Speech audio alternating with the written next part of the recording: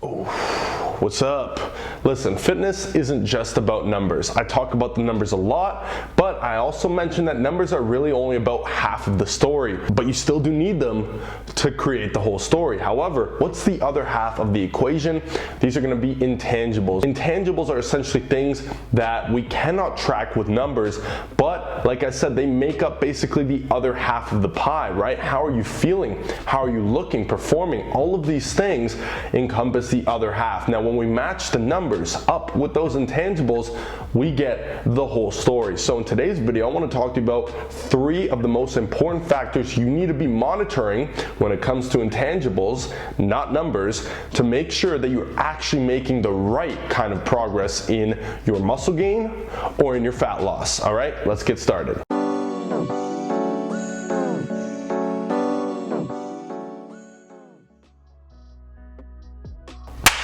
What's going on, YouTube? It's Coach John back again with the gains, here dropping videos weekly to help you get to your fitness goals faster and in a more enjoyable way. If you're interested in doing that, which I imagine you are, hit that subscribe button, hit the notification bell, hit the like button. That would mean a lot to me. Also, I do want to mention before we dive into the content that my one-on-one fat loss coaching spots have opened, okay? Now what you can do is click the link down below where it says apply for my one-on-one coaching, fill out the application, book a call with me. We'll jump on the phone and see if we'd be a good fit to work together and if this program is going to help you get the results that you've always wanted. Also, don't forget to follow my Instagram. All right, the first thing that you need to be monitoring, okay? I'm giving you 3. The first one, and these are in no particular order. You want to be monitoring essentially all 3 of these, okay? First one is energy levels, all right? Why do we want to monitor your energy levels? And again, this isn't something that we can actually quantify with numbers, right? We can't say I have 10 energy today, but what we can do is assess based off, let's say, a scale. On a scale of 1 to 10, what are your energy levels like? Okay, and I definitely recommend that you take note of this, write it down, store it somewhere on your computer, maybe on a Google Doc formula, whatever the case is. Make sure you're tracking how you're feeling in terms of energy throughout the day. Why energy is so important is because, well, oftentimes it's going to give us a good indication as to a lot of different things going on with your fitness, right? So I'll give you an example. If your energy levels are extremely low all the time, first and foremost, we know there's an issue at hand. Whether it's how many calories you're eating or not eating in this case, whether it's the types of food you're eating, maybe it's the amount of sleep you're getting, maybe it's your hydration levels.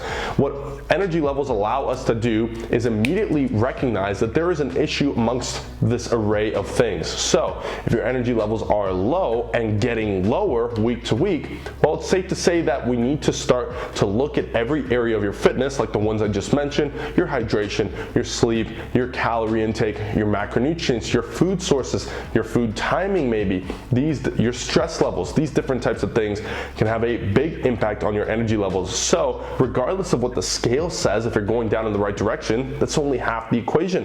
If the scale's going down at the rate that we want, but your energy levels are decreasing at a terrible rate or just in general, then we know that there is an issue. And so we want to take a step back and assess what is it that could be, or the combination, a multitude of things that could be affecting our energy levels. Ultimately, if your calories are set to a very controlled deficit or surplus, you're getting foods from at least 80% of those calories from nutrient-dense sources, you're sleeping 7 to 9 hours a night, and you're hydrating regularly, then there should be very little reason as to why those energy levels will go down. But of course, if they still go down, you may want to look a little bit deeper into stress levels or even maybe go to your doctor.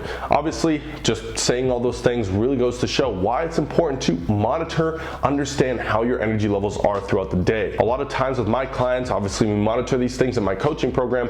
A lot of times, even though they're in a deficit for fat loss, it's controlled, food source is correct, sleep is on point, everything starts getting optimized, and so even though they're actually running on less calories than their body burns, their energy levels will increase as their body composition improves as well. The second thing that you are going to want to monitor is hunger levels. Okay, hunger levels are going to be more immediately tied to food intake. That means calories, macros, food sources, meal timing, hydration levels as well. So the reason we want to monitor this is because, well, if your hunger levels are very high, then that means that there is an issue. Now, it might be that you are simply spacing your meals out in a way that doesn't work well for you, or maybe it means that your macronutrient split isn't so good and you're too low on carbs or too high on carbs carbs, too low on protein, or too low on fats, too high on protein, whatever the case is, it could be your macronutrient split. Another thing it could be is simply not eating enough calories, meaning you're actually eating way too little calories, and so for that reason your hunger is going to spike. This is going to lower your adherence levels, and it's obviously going to be something that we want to monitor, because if your hunger is too high, you're not going to want to keep staying in that deficit. So hunger is very important, specifically for the nutrition side of things. Okay, via your hunger alone, we can determine that there's likely something off with the nutrition or the hydration. The next third thing that we want to monitor is your performance levels. What do I mean by performance? Not just in day-to-day tasks, right? Especially, for example, if you have a sort of a job that's very mentally intensive, or even a laborious job, right? We can sort of understand how we're feeling or performing in that sense, but also in the gym.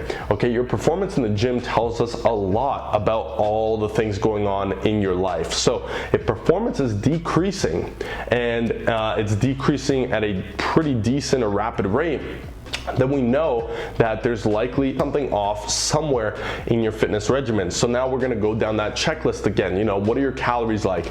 If they are too low, well, that means that your hunger level would be high, and so performance going low, hunger high, we understand you're probably eating too little. So obviously these three things correlate very well with one another. Maybe your performance is decreasing, but you're in a surplus and you're gaining weight. Well, then we want to look at sleep maybe, or we want to look at progression in the gym. Are you doing the optimal workouts? You can also obviously look at other things that affect all three of these, like caffeine intake or any other sort of drinking, alcohol, drugs, anything like that. You see, when it comes to fat loss, if it's done correctly, your relative strength, meaning the amount of weight you're lifting for the amount of reps and sets on a particular lift in correlation to your body weight, should actually increase. If you're losing weight but you're staying the same, that's an increase in relative strength. Your strength should relatively increase if fat loss is being achieved at the correct pace via the correct calories, macros, sleep, and all those other factors.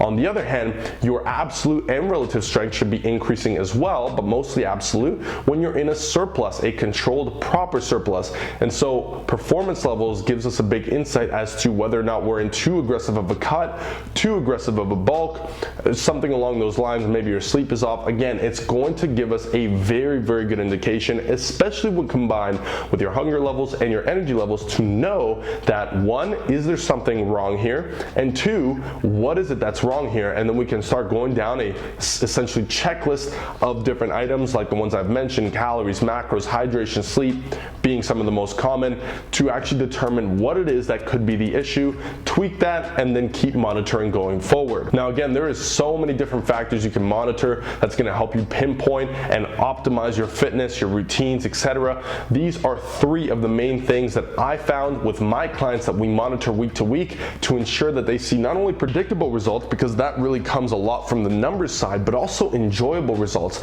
that allows them to stick to it, learn how to keep it, build the right habits, and improve their lives in general as a whole by doing so. So I hope that you found this one helpful, and I hope that you start monitoring these things as well. Is there anything else that you monitor, or anything else you want to see me drop on the channel regarding a topic similar to this? If so, hit it in the comment section below. I'm always watching those. Don't forget to like the video, share with your friends, and subscribe so you don't miss the videos I drop every single week. Thanks so much for watching. Hope you have an awesome day, and I'll see you in the next one. I'm out.